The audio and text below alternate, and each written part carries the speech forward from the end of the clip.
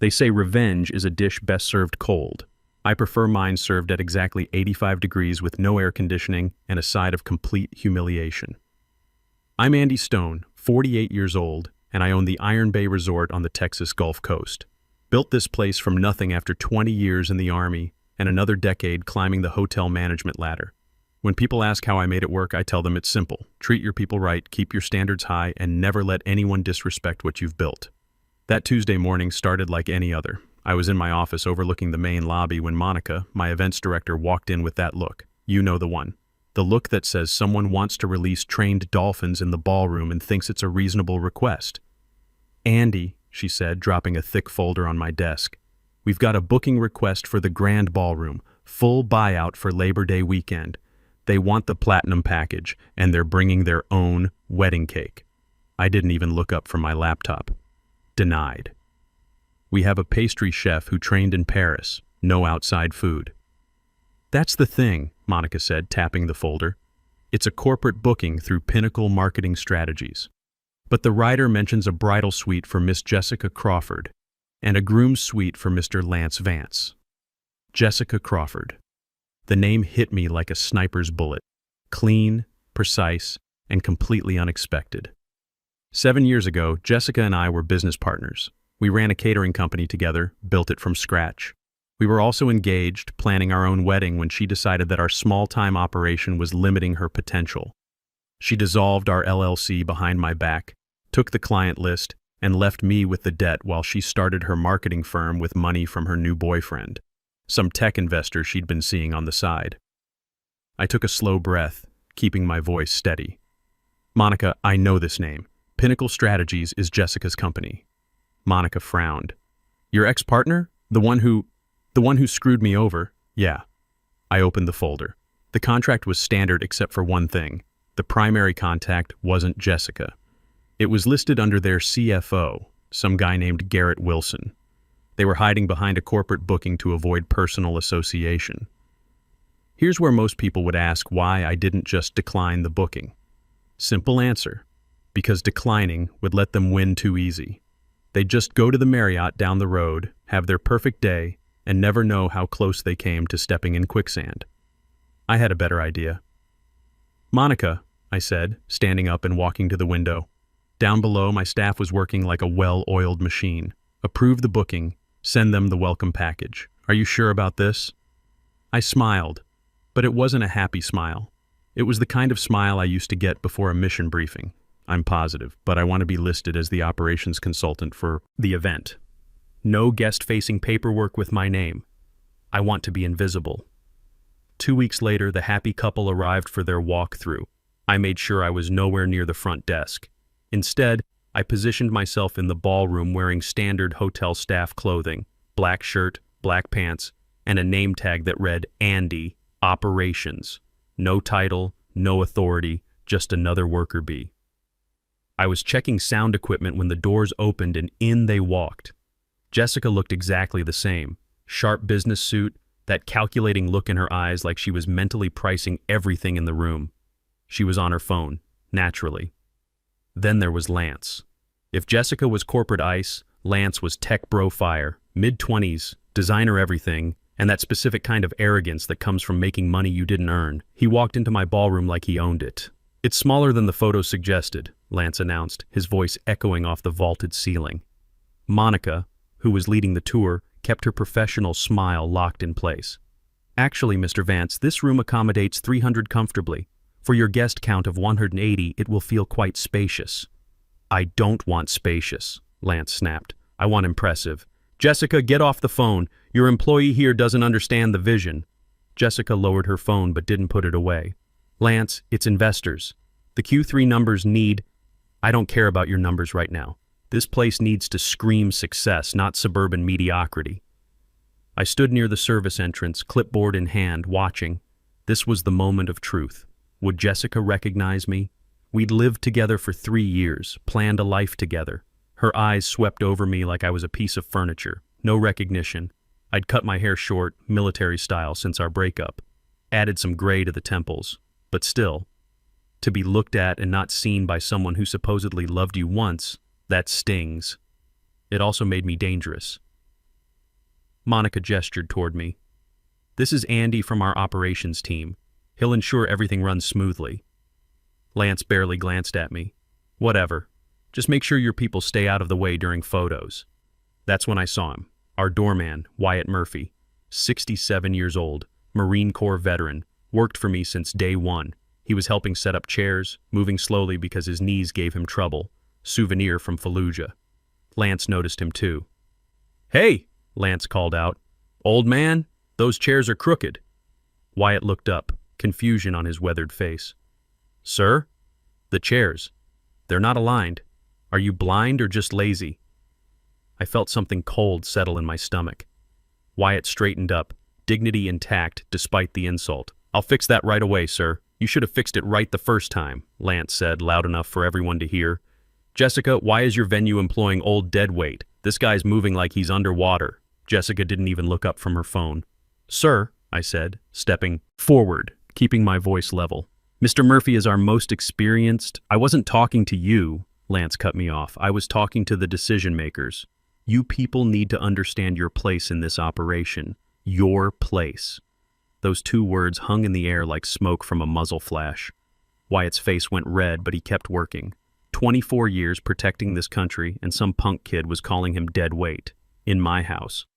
I looked at Jessica, hoping for some sign that she'd step in, show basic human decency. She was typing on her phone, completely checked out. "Of course, sir," I said quietly. "We'll make sure everything meets your standards." Lance smirked. "Good. At least someone here gets it." As they finished the tour and left, I watched Wyatt slowly straightening chairs that were already perfectly aligned. Monica came over to me, her face flushed with anger.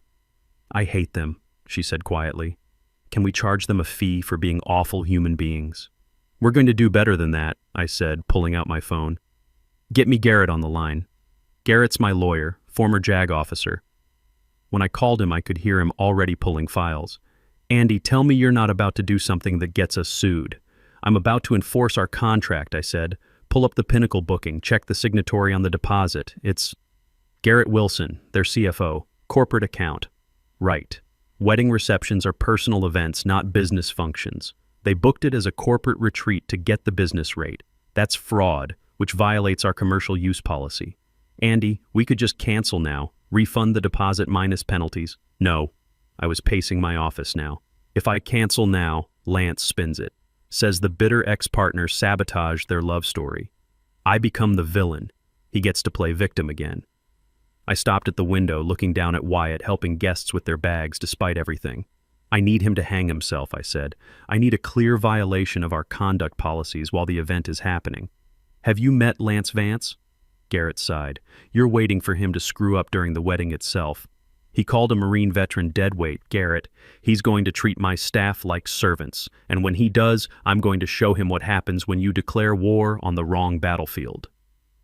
The wedding day arrived with Texas heat and humidity thick enough to choke on. The ballroom looked spectacular, I had to admit. White roses, soft lighting, a jazz quartet playing covers that probably cost more than most people's cars. I positioned myself near the bar, wearing a dark suit that let me blend with the catering staff. Lance was holding court by an ice sculpture shaped like the Pinnacle Company logo, subtle as a brick through a window. He was laughing too loud, drinking too much, gesturing wildly while talking about crypto investments. Jessica moved through the room like she was conducting a performance review, not celebrating her wedding. She wasn't smiling at guests. She was checking camera angles. 7:30 p.m. Dinner service was starting. This was the danger zone in any high-end event. One wrong move and the whole evening falls apart. Wyatt was helping clear appetizer plates. We were short-staffed due to a flu outbreak, so everyone was pitching in. He was carrying a tray of empty champagne flutes when Lance spun around, nearly colliding with him. Wyatt stopped instantly, balancing the tray with practiced skill. "Pardon me, sir." Lance looked down at his designer tuxedo like checking for damage. There was nothing there, not even a wrinkle. "Watch where you're going," Lance snapped. "You almost ruined a $5,000 tux with your clumsiness." "My apologies, sir," Wyatt said, lowering his head. "Don't apologize," Lance said, his voice carrying over the jazz music. "Be competent. The help is everywhere tonight. It's like an infestation." Infestation. He called my people, my Marines, my veterans, my family, an infestation. I took a step forward, my hand tightening around my water glass. Not yet. Let him finish digging. Jessica approached, putting a hand on Lance's arm. Baby, relax. Everything's fine. It's not fine, Jessica. The staff is incompetent. Look at this guy. He's ancient. Why is your venue hiring fossils? I walked over to a nearby table, table 7, occupied by some of Lance's crypto buddies. I sat down for a moment, adjusting my cufflink, blending in. A server passed with beef tenderloin sliders. I took one, put it on a small plate. Quality control, you understand. Lance swept past the table, heading for the head table. He saw me sitting there, saw me eating. He stopped. He looked at me, a man in a dark suit eating his food. He didn't recognize me as the operations guy from the walkthrough. To him, I was just staff who'd gotten too comfortable. Excuse me, he said, his voice dripping with disdain. I looked up, chewing slowly. Yes? He reached down and literally took the plate from my hands. Staff, he said, loud enough for the whole table to hear, eat in the kitchen. The table went silent. His crypto friends looked uncomfortable. Jessica, standing 10 feet away, turned around.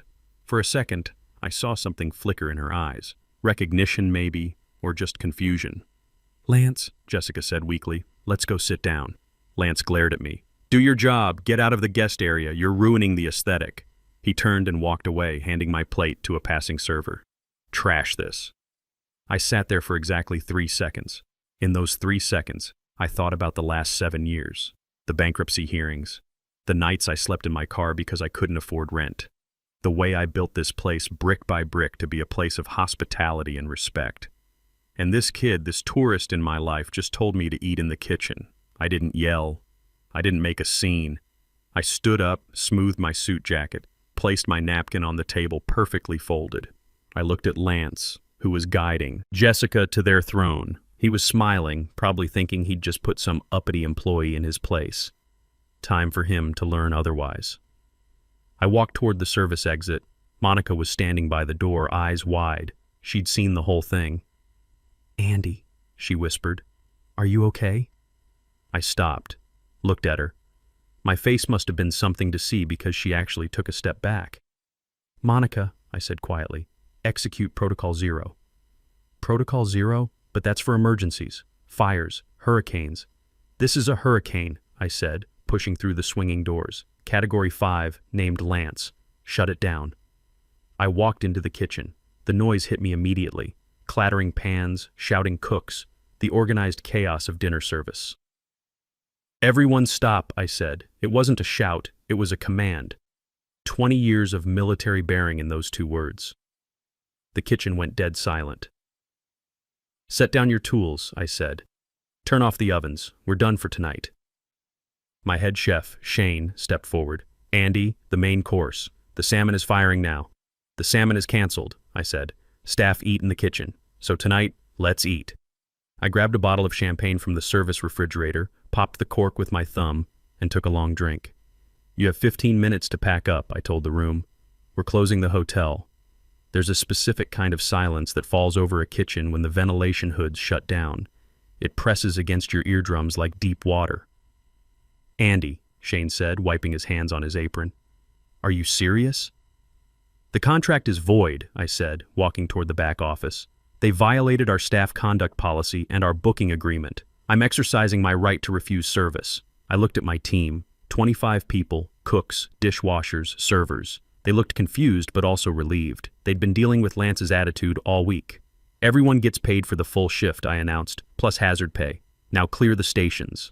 I took the service elevator to my office and sat down at my desk. Everything in my hotel is connected. Lights, sound, AC, locks, all controlled from this computer. I called my security chief, Kevin. Former MP, solid as a rock.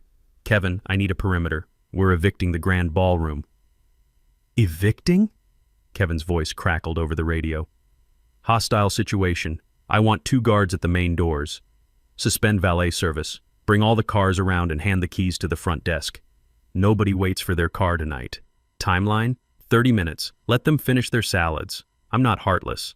I hung up and turned to my monitors. Camera 1 showed the ballroom. Lance was laughing at something his best man said. Jessica was picking at her salad, looking bored. They had no idea that beneath their feet the gas lines to the kitchen had just been shut off. Camera 2 showed the contract. I highlighted the cancellation clause. The venue reserves the right to cease operations immediately if guests engage in behavior deemed abusive or threatening to staff. He called my Marine dead weight. He told me to eat in the kitchen. Game over. I picked up the phone and called the DJ booth. Hey, this is Andy from Ops. After your current set, cut the sound system. Tell them there's a power surge, but the speeches are next. Exactly. Pack your gear. You'll be paid in full. I watched the monitors. Servers were clearing salad plates. Normally, this is when the main course would start. 180 salmon fillets hitting the grill. Instead, the kitchen was dark and my staff was sitting on prep tables, eating the wedding food. Shane was slicing the beef tenderloin and passing it out to the dishwashers. It was beautiful. I saw Monica enter the ballroom on camera. She looked pale as she walked to the head table and whispered something to Jessica. Jessica frowned, pointed at her watch. Monica shook her head and pointed toward the kitchen. Lance slammed his hand on the table. Here we go. My phone buzzed. Text from Jessica. There's a problem with the kitchen. Fix it. We're paying good money. She still thought she was texting an employee. Still thought money was the universal solve button. I didn't reply. Instead, I opened the climate control app. Grand ballroom, current temp 72 degree F. Target temp 85 degree F. It's Texas in September. Without AC, a room with 180 people becomes a swamp fast. I wasn't just kicking them out. I was sweating them out. The door opened. Garrett walked in with the termination papers in his hand. You're really doing this, he said, looking at the screens. Staff eat in the kitchen, Garrett. Tonight the staff eat prime rib and the guests don't eat at all. She really got under your skin. It's not about Jessica, I said, adjusting the AC down another 2 degrees. It's about standards. Lance just failed his inspection. I stood up. Come on, let's go deliver the news personally. I walked down to the mezzanine balcony overlooking the ballroom, hidden spot behind fake ivy where lighting techs usually work. From here, I was a general watching the battlefield. The room was changing. You could feel it. The crisp air was being replaced by thick Texas humidity. Guests were fanning themselves with menu cards. The servers had vanished, leaving dirty plates like abandoned equipment. But the show was still going. The best man had just finished some rambling story about college. Now Lance stood up, tapping the dead microphone. Is this thing on? Thump, thump. Can we get some sound engineering? The sound guy was already gone, gear packed.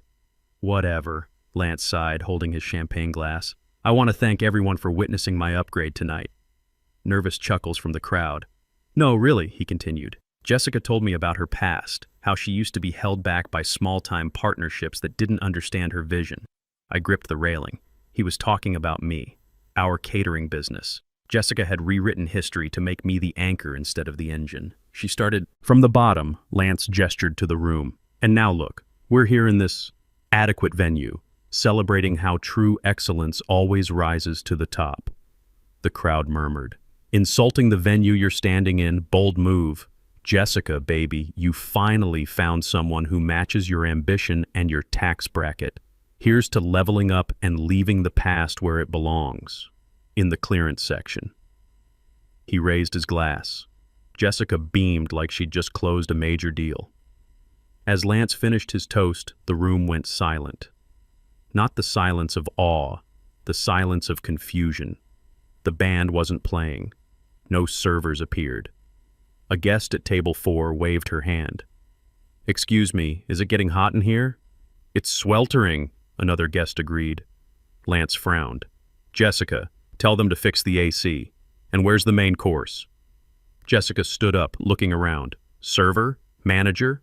No one answered. The floor was empty. I pulled out my radio. Kevin, lock it down.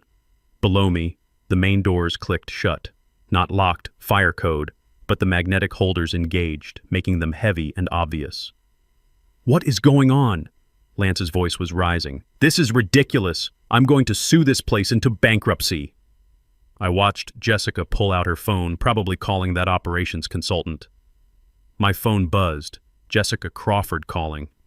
I let it ring. The heat was rising. Sweat was appearing on Lance's forehead. The flowers were starting to droop. I texted Monica. Tell Jessica the owner needs to see her in the courtyard immediately regarding a contract emergency. Monica entered the ballroom from the side door. She approached the head table, leaned in and whispered to Jessica. Jessica's face went white. She looked at Lance, then back at Monica. "Now?" Jessica asked, loud enough for me to hear. Monica nodded. "Fine." Jessica slammed her napkin down. "Lance, stay here. I'm going to fire someone." "Fire everyone!" Lance shouted after her. Jessica stormed toward the side exit. It was time to come down from the mountain. I walked down the spiral staircase to the courtyard. Stone fountain, gas lanterns, jasmine, peaceful setting for what was about to happen. The door burst open. Jessica stormed out, her dress wrinkled from the heat. "Where's the manager?" she shouted at the empty space. "I want the owner right now!" I stepped out from behind the fountain. "Hello, Jessica." She stopped, squinted in the dim light. "Who are you? Are you the owner?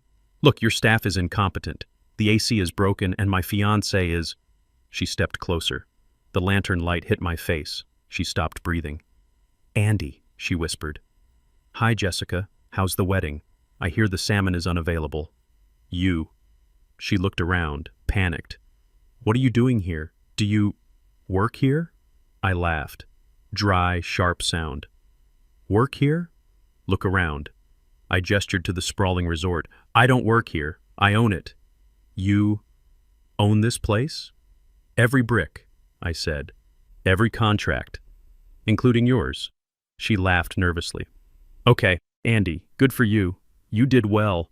But this is crazy. You can't shut down my wedding because you're jealous." "Jealous?" I repeated the word like it was foreign. "Jessica, you booked my venue under false pretenses to avoid commercial rates. Your fiancé just assaulted my staff. This isn't about jealousy, it's about liability. Lance didn't assault anyone. He's just particular. He took food from my hands, Jessica. Me, the owner, and told me to eat in the kitchen." Jessica went pale. "That was you? In the suit?" "That was me." She ran her hands through her hair. "I didn't know. Look, I'm sorry. Lance is under pressure. Let's fix this. Turn the AC back on, get the food out. I'll pay double." "I don't want your money, Jessica. I already have your deposit. According to the contract, I keep it when there's a breach." "Breach? We're guests. Guests follow the code of conduct. You're now liabilities." The door banged open. Lance marched out, sweating, his designer composure completely gone. "Jessica, what's taking so long? It's a sauna in there. People are leaving." He stopped when he saw me. "You? The kitchen guy? What are you doing here?" "Jessica, why are you talking to the help?" Jessica looked sick. "Lance, he's not the help." "What?" "He owns the hotel." Lance froze, looked me up and down. "Him? This guy owns this place? Please, look at his haircut." I smiled. "It's a military cut, Lance. 20 years Army. And yes, I own the hotel, which means I own the ballroom you're standing in and the air you're wasting. You can't talk to me like that." "Do you know who my father is? Does he know you're having your wedding at a venue owned by your fiancé's ex-partner?" Lance whipped around to Jessica. "Ex-partner? This is him? The catering loser?"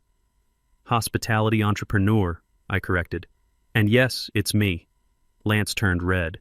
"Jessica, did you know this?" "No, I swear, I used an agency." "You brought me to your ex's hotel?" Lance screamed, shoving her arm. "You cheap idiot! This is humiliating!" "It gets worse," I interrupted. "The wedding's canceled. Security is escorting your guests out as we speak." "You can't do that!" Lance shrieked. "I have rights!" I pulled the folded contract from my pocket. "Actually, you have a breach of contract. Multiple clauses. Basically, you broke every rule except no smoking." I handed the paper to Jessica. She took it like a death warrant. "You have 5 minutes to collect your belongings." "This is insane." Lance looked like he might vomit. "I'm not taking an Uber in a designer tux." "Then you can walk," I said. "It's a lovely night." Lance let out a scream of frustration and turned on Jessica. "Fix this. Fix it now, I think," I said softly. "Someone already beat you to that." I turned and walked back toward the hotel. Behind me, Lance was screaming at Jessica about lawyers and lawsuits. Back in the lobby, controlled chaos reigned. My security team was politely but firmly moving guests toward the exits. Outside, Jessica and Lance stood on the curb with their luggage. A police car rolled up. Officer Martinez got out. Evening, Andy. Got a call about a disturbance. Thanks for coming. Some guests refusing to leave after their event was terminated. Lance saw the police and ran over, crying actual tears. Officer, arrest this man! Martinez looked at Lance, then at me standing on my own property. Sir, the owner asked you to leave. That means you leave or it's trespass. One guest had started filming. The owner just evicted the bride. Lance lunged for the camera. Martinez grabbed his arm. That's enough. Taxi or jail. Lance grabbed his suitcase and dragged it down the driveway. Jessica followed into the darkness. The next morning, I sat on my balcony with coffee and my tablet. The video had 800,000 views. Comments were fire. Legend moved by the owner. That's what you get for disrespecting veterans. Reservations were up 150%. We weren't just a hotel anymore. We were the place that didn't tolerate disrespect. Monica knocked with a grin. You have deliveries, termination agreement from Jessica's office, and a check for damages. My phone rang. Andy, 5 corporations want holiday parties here. They specifically want the owner present to maintain standards. Tell them yes. Price goes up 20%. I hung up and walked to the railing. Below, Wyatt was helping guests with their bags. He looked up, saw me, and snapped a sharp salute. I saluted back. Lance was right about one thing. Staff do eat in the kitchen. But he forgot that's where we keep the knives, and in my house we know exactly how to use them. More importantly, we know when someone deserves to get cut down to size. 7 years ago, I lost everything to people who thought respect was optional. Today, I run a place where it's mandatory. That's not just good business. That's justice served at exactly the right temperature.